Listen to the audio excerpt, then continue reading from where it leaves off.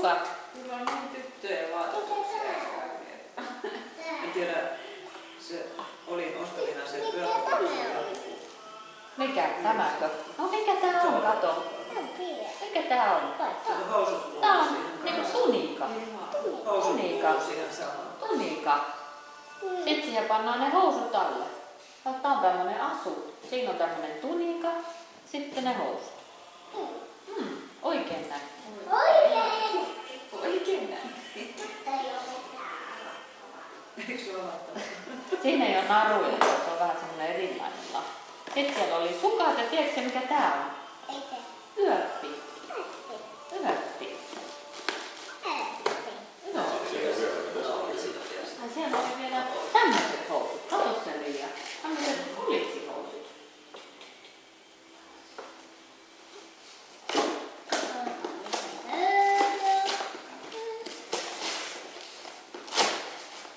Jaha, se laatikko. Siinä.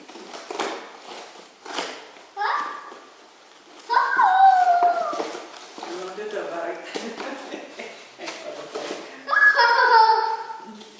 Mitkäs ne on?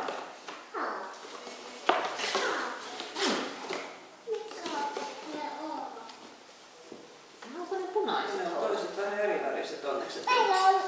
Onko meillä punainen Housuja ja vaatteet tulee niin paljon, että siitä jää Tanelille.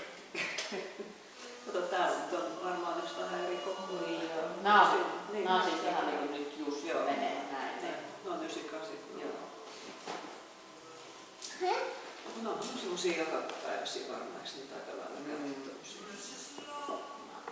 Ja helppoja. Tiedätkö mitä nää on? Joo. Tiedä. Niin on sukka. Kyllä niitäkin sitten. Sitten tuossa on. Tiedätkö mitä ne on? Joo. No tiedätkö? En tiedä. Aluspaita ja pikkala. Mehän voi panna jalkaan. Voit. Voit panna jalkaan. Ja mikä tää? Se on aluspaita. Ja mikä tää on? Aluspaita. Ja pikkala. Tämä. Pikkala. Miten? Kato.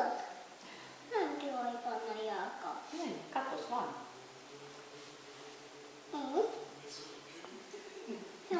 Joulupuu kyllä tamata. Näin. Onko nää minun? On. Sinulla on kuule niin monta lahjaa.